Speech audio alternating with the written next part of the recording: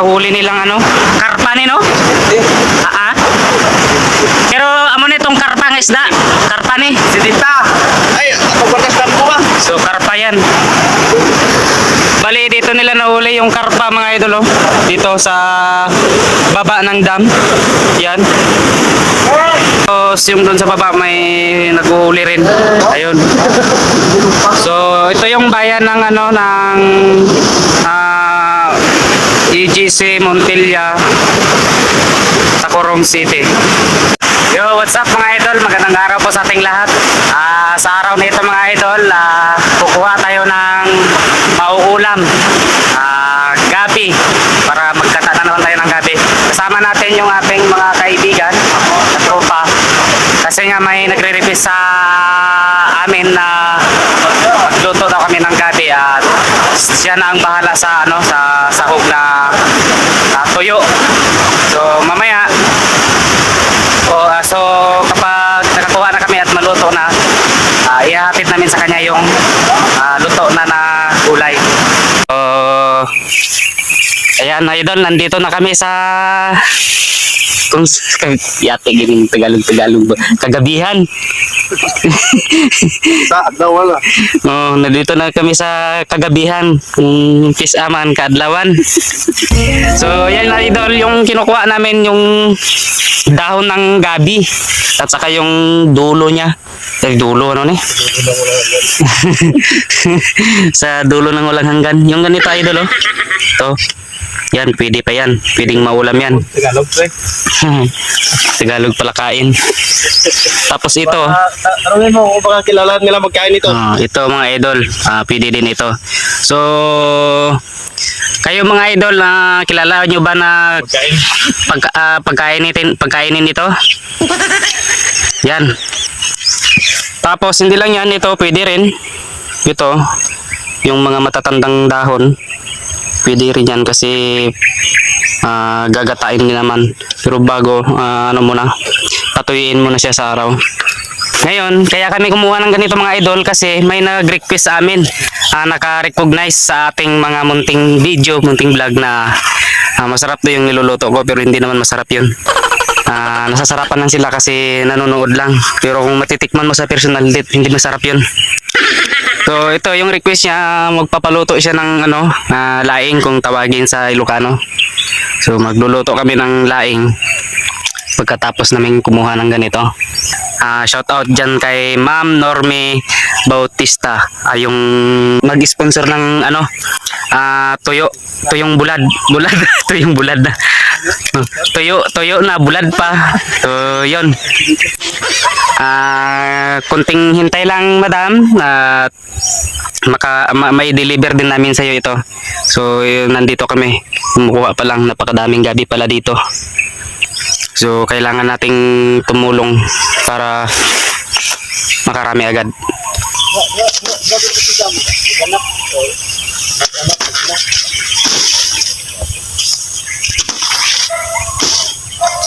Tapi kung sila ba? Di ang mali ito labi kay.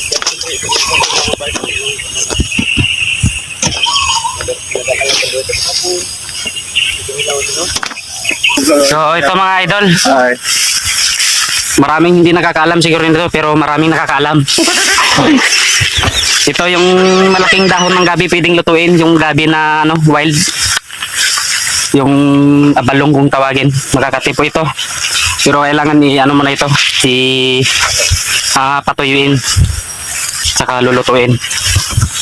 Kasi bad na kailangan mo pang kumuha ng ganyan bad? Ay, hindi pang ulam sa kampon. Yan. Yan pala yung rason. Wala bang ibang dahilan? Ha? Walang ibang dahilan? Bueno, krito lang. Yan guys, yung kasama namin kahit pa paano, ginasuportahan din yan kasi masipag eh. Umibig, iniwan, tapos nagkuha ng abalong. Hindi mo siguro talaga agigin. Anong dala no?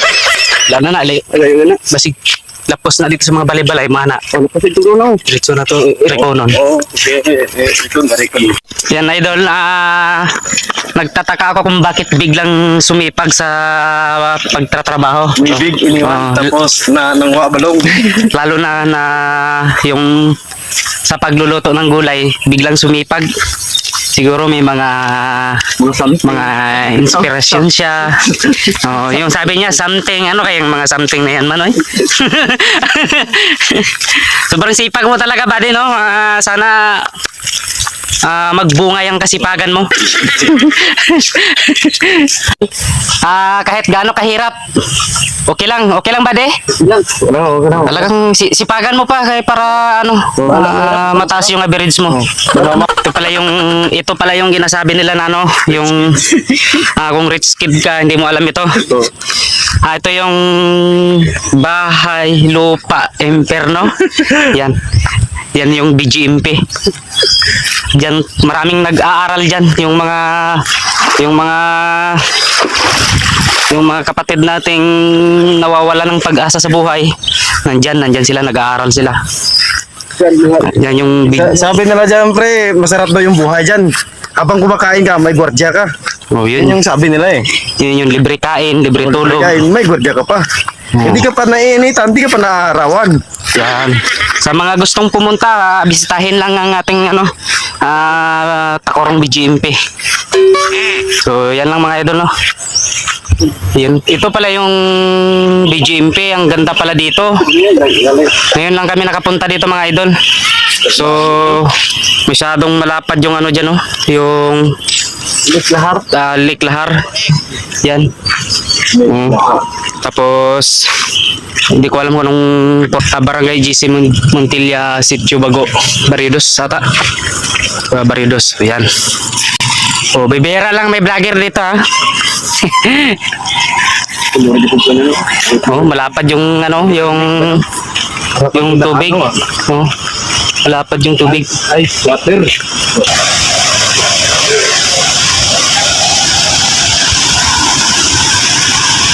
Ito yung yung dam. Yung dam ng Nia.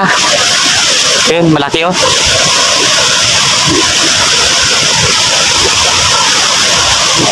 Yan. Kaya yung malapad na ilog. Papunta yan doon sa Ala River.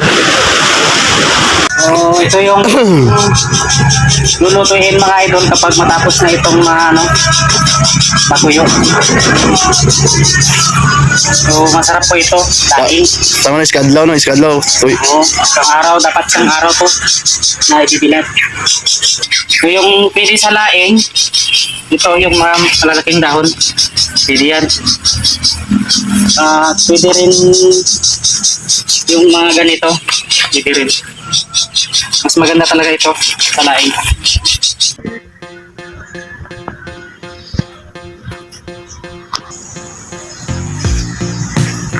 Yung itong uri naman idol ng gabi na wild ay yung itong dahon na ito ay hindi pa masyadong namumukadkad. Ito po yung masarap para po sa kata, paksiw o adobo. Masarap po ito. Kahit na hindi na po ito patuyuin. So yung pinatuyuan lang kasi natin sa init, yung lang idol, yung mga matatandang dahon ng gabi kasi medyo may kakatihan na rin yon. So yun yung kailangan na patuyuin. First toss. Damot yung tilapia. Uy, dala tong tilapia kami. Nag-shot ko sa gabi. Nag-shot ko sa gabi. Sa pag-slice naman mga idol, kapag natapos na nating patuyuin, ganito lang. Idol,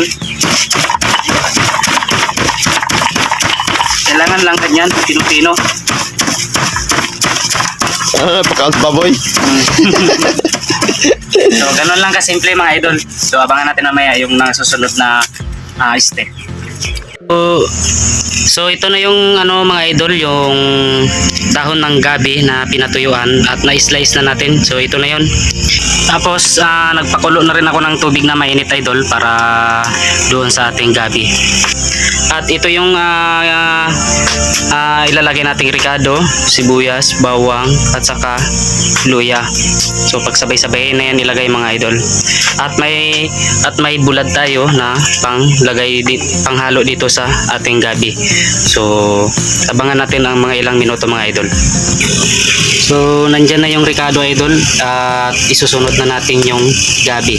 So, ayan na mga idol na nalagay na yung ating gabi at isusunod natin yung ibang Ricardo. So, mayroon tayong sili labuyo na i-add doon sa ating Ricardo para magkaroon ng konting spicy yung ating luto. So, nandyan na yung sili natin idol, sili labuyo, nilagay na rin natin. So, ito yung ating gabi mga idol, hindi pa kompleto yan. Hindi. So, ito na yung mukha niya, hindi pa gaanong luto. So, dadagdagan natin ng tubig para mapakuluan ng maayos. Aantayin lang natin ng ilang minuto. Kapag okay na yung lambot niya, pwede na natin ilagay yung tuyo na isda. At yan mga idol, nilagay na natin yung tuyo na isda. Susundan natin ng paminta.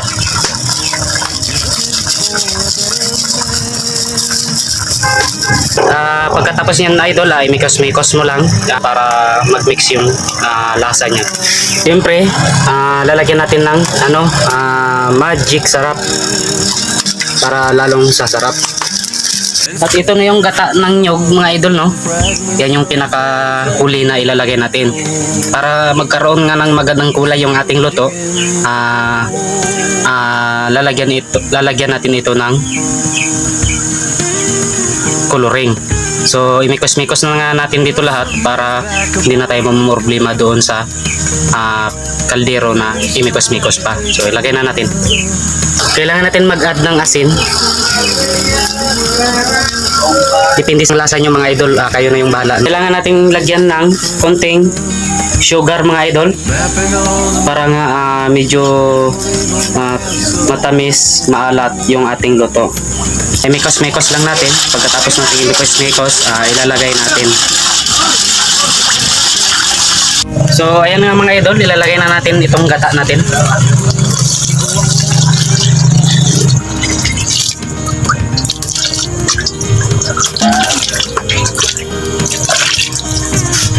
Kailangan lang nating pakuloyin yan mga idol at hanggang magmantika na yung gata. So ayan mga idol, no? Luto na yung ating laing. At ito yung sample. So ito na idol yung laing na gabi. Ihatid natin ito sa ating taga-suporta, sa ating followers. Ayan idol, hinatid na. So thank you sa ating followers na nag-request at binigyan natin ng lutong laing. So yan mga idol. Tindahan ni Madam Bautista. Bahala na sila kung anong lasa niyan. Hindi ko na alam kung anong lasa niyan. Wala na akong pakialam kung anong lasa niyan. Basta bibigay natin yan. Idol, ito, ibibigay na naman natin kay Madam. Siyempre, mga followers natin yan. Okay. Ayan idol, so tinanggap ni Miss Followers. Thank you. Unsa ni siya? Laing.